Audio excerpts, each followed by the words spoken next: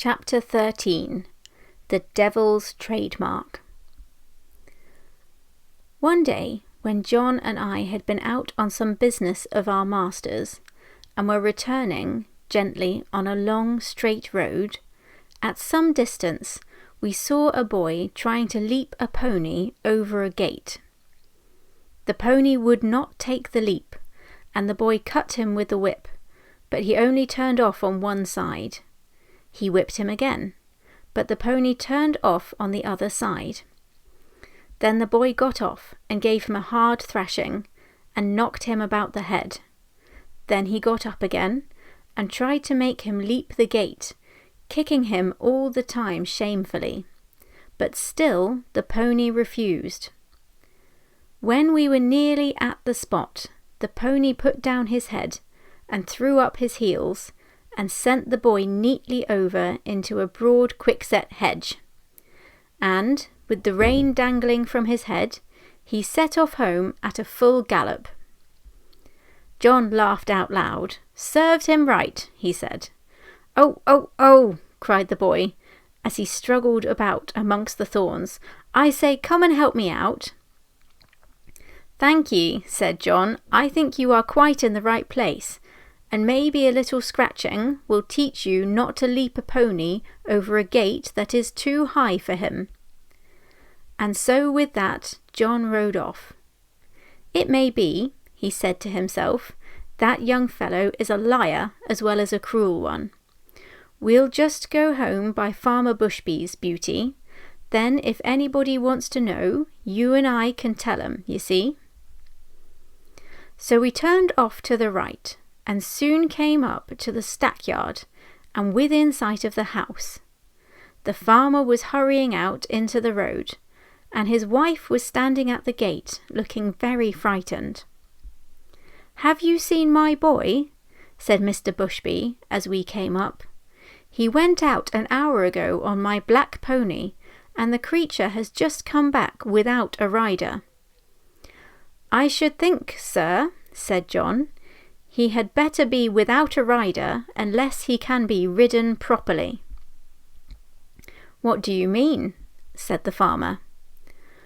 "Well, sir, I saw your son whipping and kicking and knocking that good little pony about shamefully, because he would not leap a fence that was too high for him.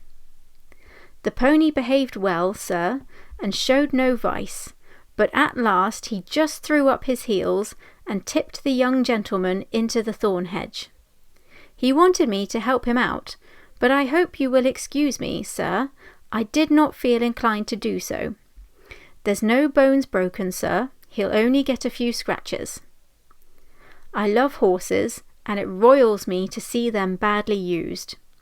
It is a bad plan to aggravate an animal till he uses his heels. The first time is not always the last." During this time, the mother began to cry, "Oh, my poor Bill! I must go and meet him. He must be hurt." "You had better go into the house, wife," said the farmer. "Bill wants a lesson about this, and I must see that he gets it. This is not the first time, nor the second time, that he has ill-used that pony, and I shall stop it. I am much obliged to you, Manly. Good evening." So we went, John chuckling all the way home. Then he told James about it, who laughed and said, "Serve him right. I knew that boy at school. He took great airs on himself because he was a farmer's son. He used to swagger about and bully the little boys. Of course, we elder ones would not have any of that nonsense, and let him know that in the school and the playground, farmers' sons and labourers' sons were all alike.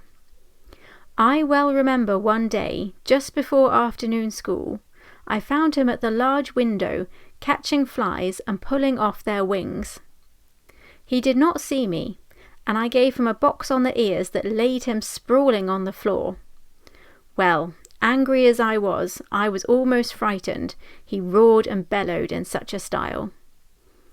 The boys rushed in from the playground, and the master ran in from the road to see who was being murdered. Of course I said fair and square at once what I had done and why. Then I showed the master the poor flies, some crushed and some crawling about helpless, and I showed him the wings on the window-sill. I never saw him so angry before, but as Bill was still howling and whining, like the coward that he was, he did not give him any more punishment of that kind, but set him up on a stool for the rest of the afternoon, and said that he should not go out to play that week. Then he talked to all the boys very seriously about cruelty, and said how hard-hearted and cowardly it was to hurt the weak and the helpless. But what struck in my mind was this. He said that cruelty was the devil's own trademark, and if we saw anyone who took pleasure in cruelty, we might know whom he belonged to. For the devil was a murderer from the beginning and a tormentor to the end. On the other hand, where we saw people who loved their neighbours, who were kind to man and beast, we might know that was God's mark, for God is love. Your master never taught you a truer thing, said John. There is no religion without love, and people may talk as much as they like about their religion, but if it does not teach them to be good and kind to man and beast, it is all a sham, James, and it won't stand when things come to be turned inside out and put down for what they are.